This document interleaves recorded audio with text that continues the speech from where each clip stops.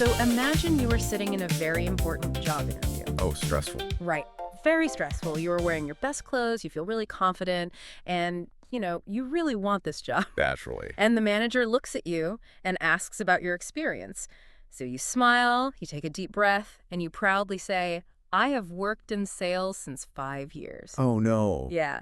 The manager smiles back, but in their head, they are a little bit confused. Yeah, they understand you, but the grammar is just a little mixed up. Exactly. Or, maybe you are on a date and you want to say how long you have lived in your city. You say, I have lived here for 2020. Right, which sounds just a little bit unnatural. Yeah. The other person smiles, but something is just a bit off.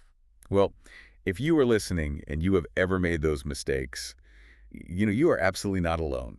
Definitely not alone. For people learning English, those two little words, since and for, they cause so much trouble. So much trouble. Because, in many languages around the world, there is really only one word to describe both of those situations. Oh, really? Yeah. But in English, we split them into two different words. And knowing which one to choose, well, it can feel like a guessing game sometimes. It really does feel like guessing. You are speaking fast, you are trying to remember all your vocabulary, and then suddenly, bam, you hit a wall. Right. Do I say since or do I say for? Exactly. Well, welcome to today's deep dive. Today, we are going to fix this problem completely. That is the mission. Yes, our mission today is to take all that confusion away. We are looking at a really helpful grammar guide today, and we are going to look at exactly how these two words work. Yeah, because by the time we finish this conversation today, you will not have to guess anymore. You will know exactly what to do, so get comfortable, everybody. We are going to make this very, very clear. Because both of these words, they do have a similar job. Right. We use both of them to talk about time.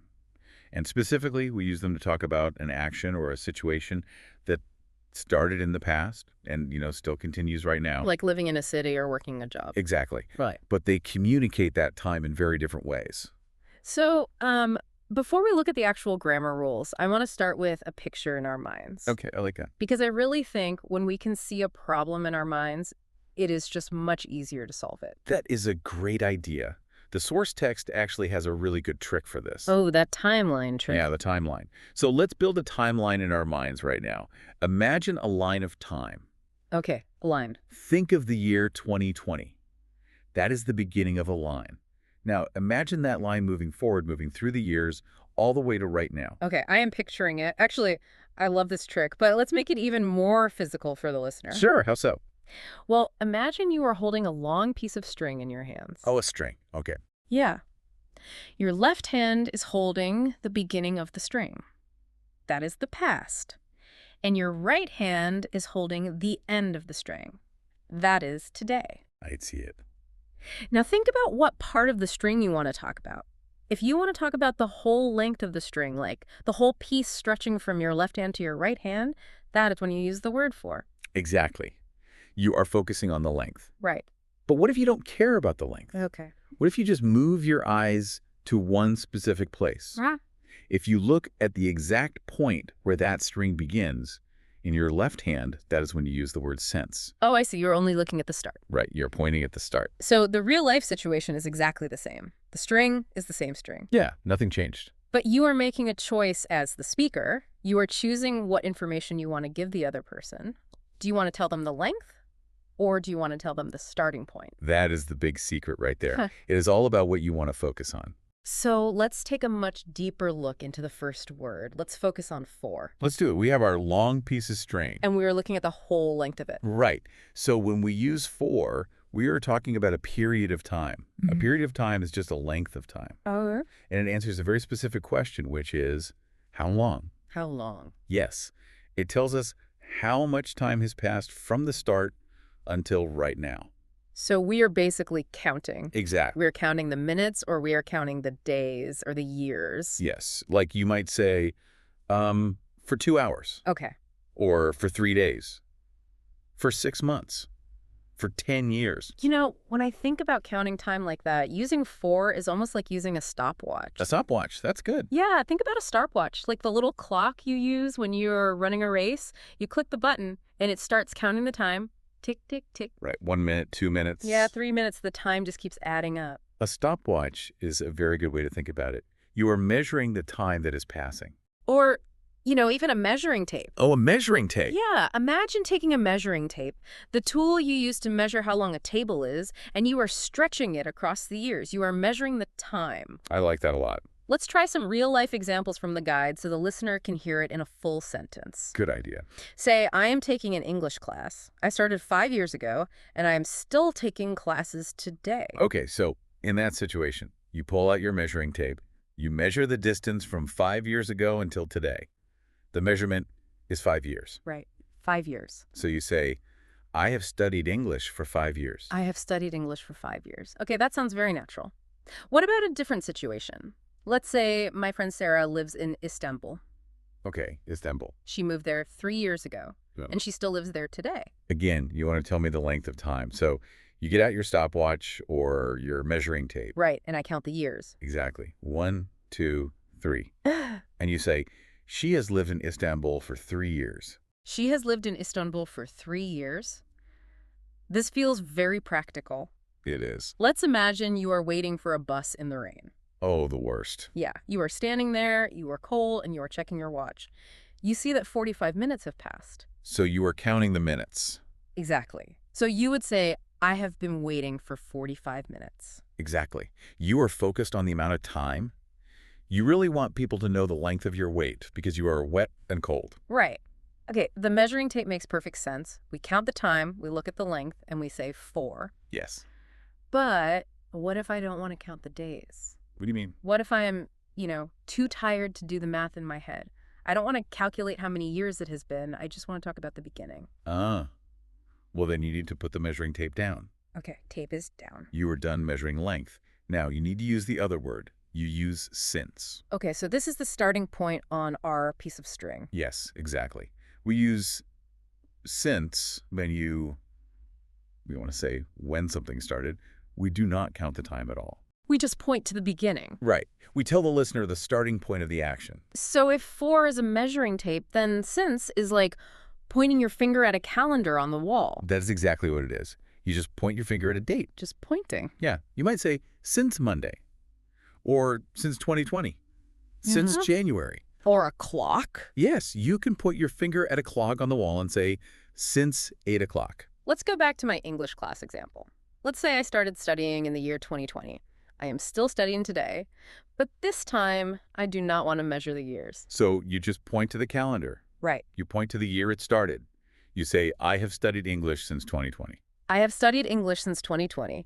The situation is exactly the same as before. Yes. I am still sitting in the same classroom, but I am giving you different information. I am pointing to the year instead of measuring the length. Perfect. Let's talk about a job. Imagine a man named David. He started working at his company in January. It is now October, and he still works there. Well, you could measure the months and use 4. Right. But if you want to use the calendar, you point to January. Right. You say, he has worked at this company since January. This sounds very simple. Calendar means since. Stopwatch means 4. Very simple. But wait, let me push back on this a little bit. Okay, go ahead. Because I have heard native speakers say things that do not fit on a calendar.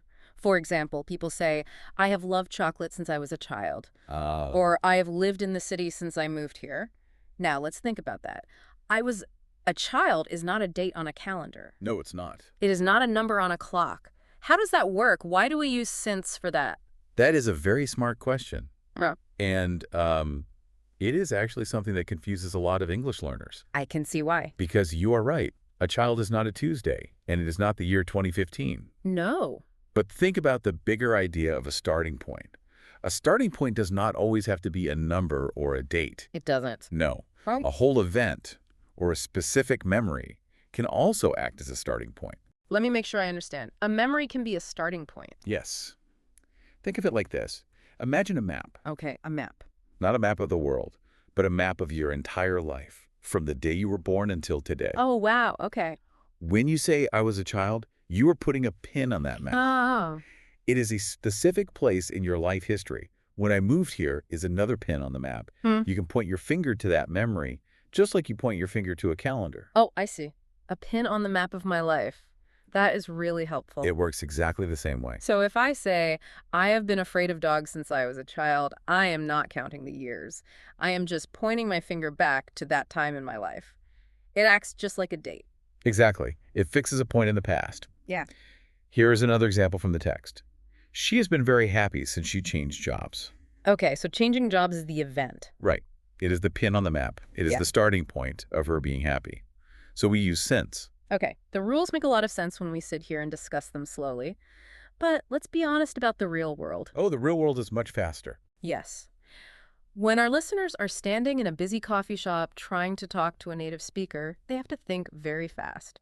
You don't always have time to think about strings and measuring tapes. No, you don't. How can someone remember these rules in the middle of a really fast conversation? Well, there's a very simple trick. You just need to ask yourself 2 golden questions. Ooh, golden questions. I love that. What are they? If you could memorize these 2 short questions, you will always know which word to choose. Okay, I am ready. Number 1, if the information answers the question, how long, you use for. How long equals 4? And number 2, if the information answers the question, starting when, you use since.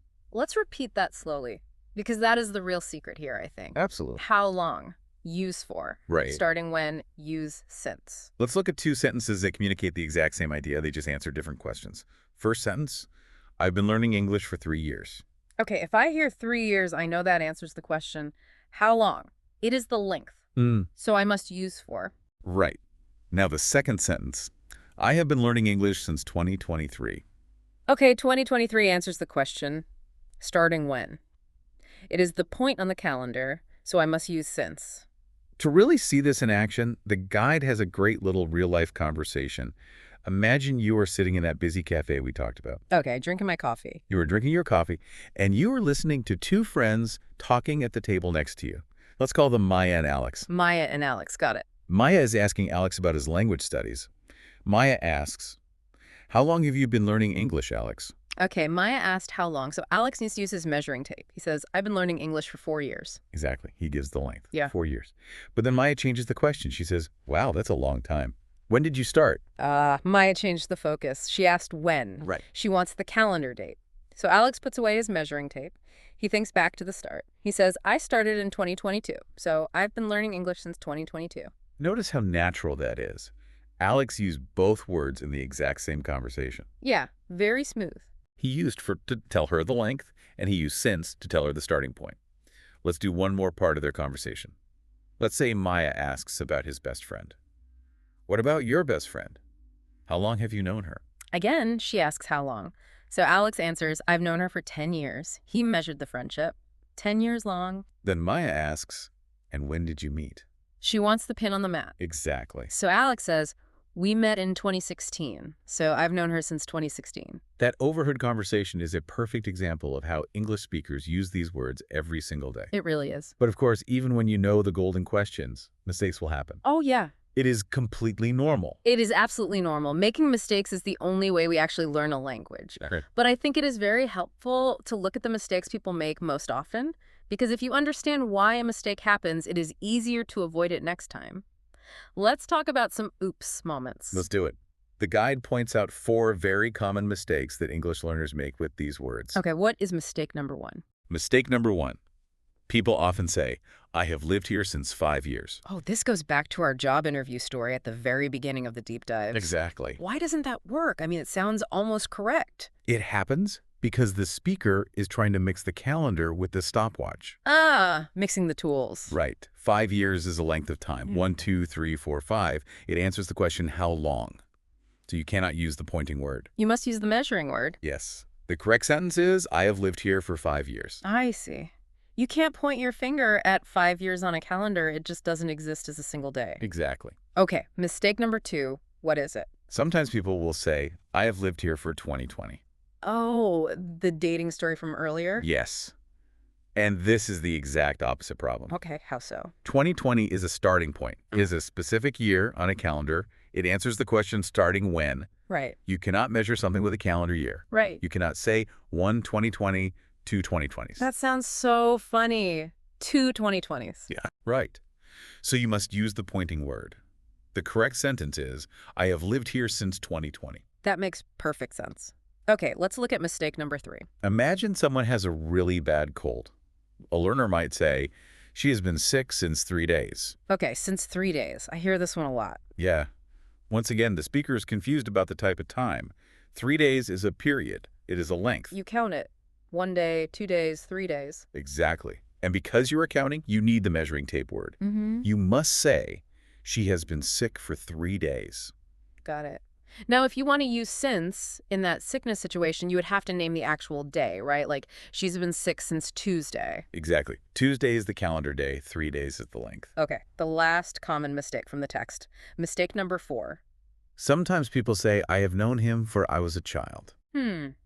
Yeah, to a native speaker, this sounds very strange. It does. Because I was a child is that pin on the map of your life. It is an event. It tells us the starting point. It is not a length of time you can measure with a stopwatch. Exactly. You cannot count I was a child. So we must use the pointing word. We say, I have known him since I was a child. You know, when you break it down like this, it is really easy to see why these mistakes happen. Oh, absolutely. When you are speaking a second language, your brain is doing so much work all at once. You are translating from your first language, you are worrying about your pronunciation, you are trying to be polite. It is a very heavy load for your brain. It really is. And that is why you have to be patient with yourself. Absolutely. If you find yourself freezing in the middle of a sentence, just take a small pause, take a deep breath, Good advice. and just ask yourself in your head, am I holding a stopwatch right now? Am I talking about how long? Or am I looking at a calendar? Am I thinking about the starting point? That tiny little pause can really help you find the right word. And practice is the best way to make that pause shorter and shorter. It is. So I think we should try a little bit of interactive practice right now. Yes. Let's do a quick game. I think this will really help our listeners. Okay, how does it work? Listen carefully, everyone. I am going to read a sentence from the guide, but I am going to leave a blank space in the middle. I will just say the word blank. I want you, the listener, to try to guess if the missing word is since or for. I will try to guess too, out loud, and we can see if we are right. Sounds fun. I will wait a few seconds after you guess to give the correct answer. Okay, here we go. Sentence number 1. I haven't seen him blank Monday. Let me think out loud. Monday. Is Monday a length of time? Can I measure a Monday? No, Monday is just a day on the calendar, so I am pointing to it.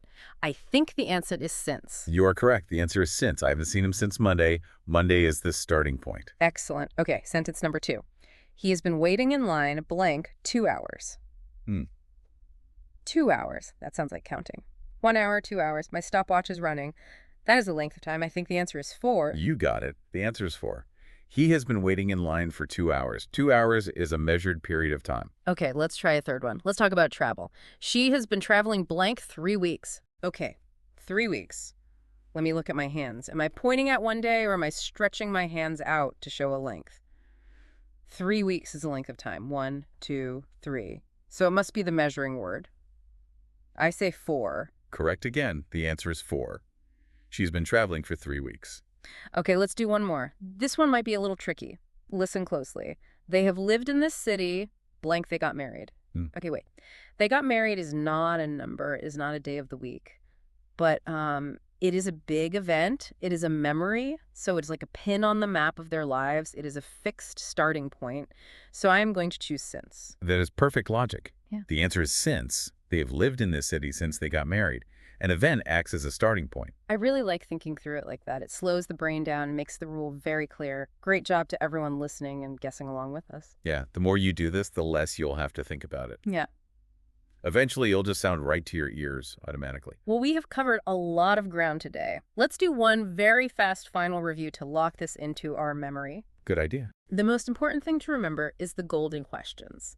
If you answer how long, you use for. Right. If you answer starting when, you use since. Exactly. Stopwatch equals for. Calendar equals since. That is the entire lesson, perfectly summarized. Great. But before we finish today, I want to leave our listeners with one final thought.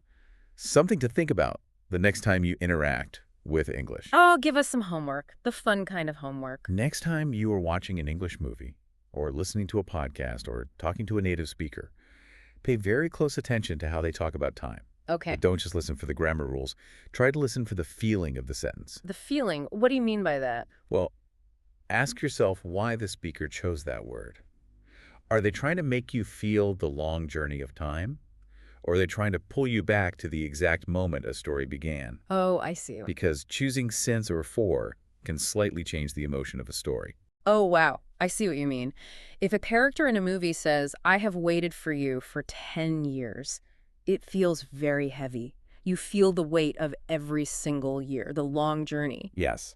But if they say, I have waited for you since 2014, it feels different.